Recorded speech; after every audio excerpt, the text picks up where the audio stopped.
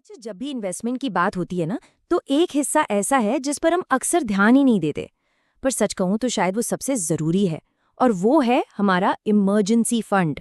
तो चलिए आज इसी को जरा डिटेल में समझते हैं। अब ये सवाल थोड़ा अजीब लग सकता है ना? क्योंकि हम तो हमेशा यही सोचते हैं कि भाई रिटर्न सबसे ज्यादा कहाँ मिलेगा। लेकिन आज हम ये समझने वाले हैं कि इमरजेंसी फंड के केस में ना ये पूरी सोच ही उल्टी पड़ जाती है। हमें इसे बिल्कुल अलग तरीके से देखना होगा।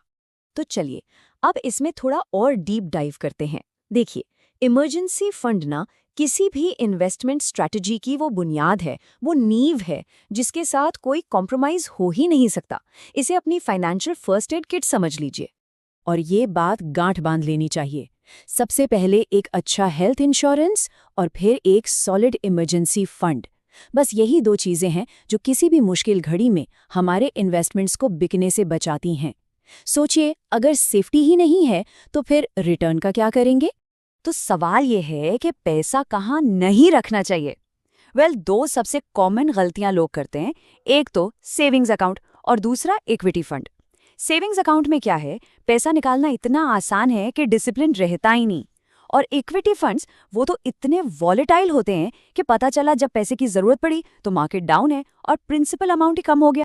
ठीक है, तो अब आते हैं उन दो सही ऑप्शंस पर जहां इमरजेंसी फंड रखा जा सकता है।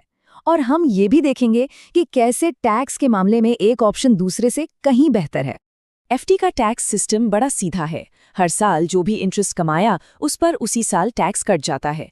मतलब आपका पैसा आगे और कंपाउंड हो उससे पहले ही सरकार अपना हिस्सा ले लेती है। इससे क्या होता है, आपकी लॉन्ग टर्म कंपाउंडिंग पर सीधा असर पड़ता है। लेकिन अब जरा लिक्विड फंड्स को देखिए। यहाँ खेल बिल्कुल अलग है। टैक्स सिर्फ और सिर्फ तब लगता है जब आप पैसा निकालते हैं, और वो भी सिर्फ प्रॉफिट वाले हिस्से पर। इसे कहते हैं टैक्स डेफरल।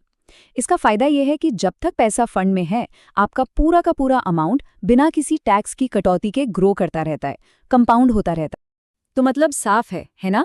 जब हर साल टैक्स नहीं कटता और आपका पूरा पैसा ग्रो करता है तो लंबे समय में कंपाउंडिंग का जादू देखने को मिलता है। ये लिक्विड फंड्स का एक छुपा हुआ लेकिन बहुत ही पावरफुल फायदा है।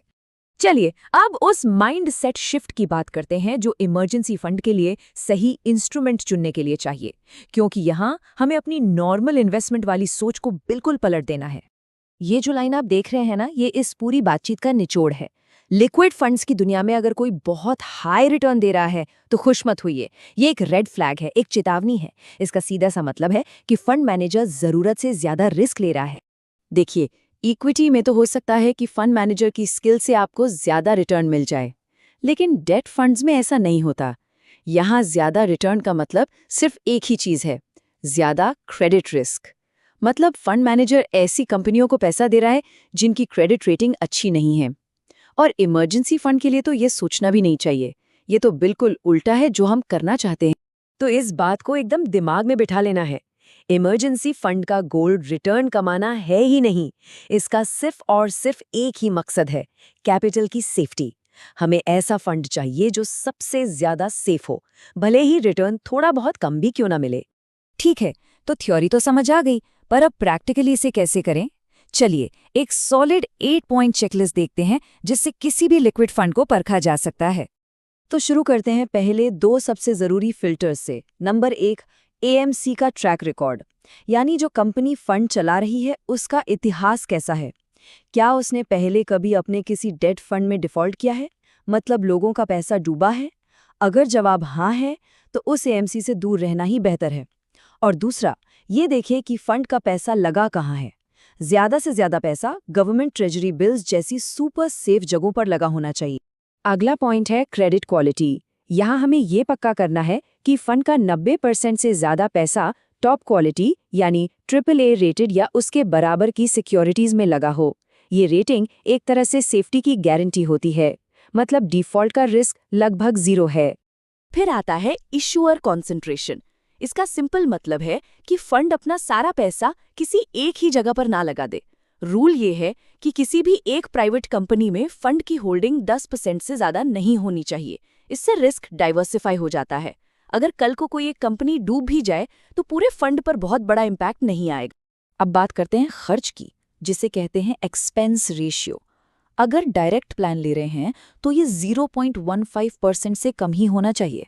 ये छोटा सा नंबर लगता है, पर ये बहुत मैटर करता है। ये वो फीस है जो फंड हाउस आपके पैसे को मैनेज करने के लिए लेता है।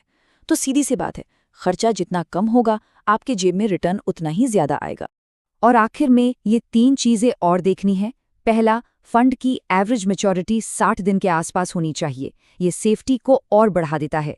दूसरा, फंड का कम से कम 5 साल पुराना ट्रैक रिकॉर्ड हो।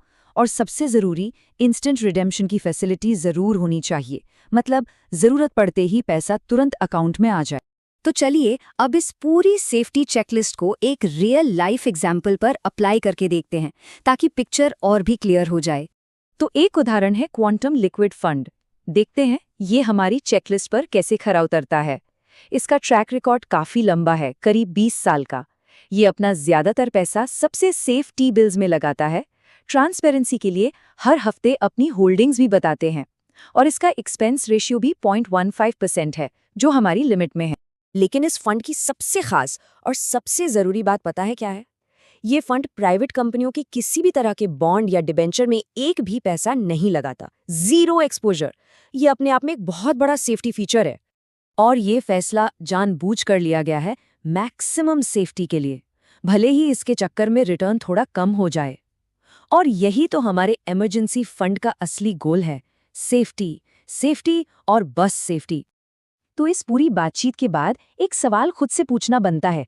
अपनी फाइनेंशियल स्ट्रैटेजी को एक बार फिर से देखिए और सोचिए, क्या मेरा इमरजेंसी फंड सच में एक इमरजेंसी फंड है, एक सेफ्टी नेट है, या फिर अनजाने में मैंने उस पर भी एक रिस्की दांव लगा दिया है।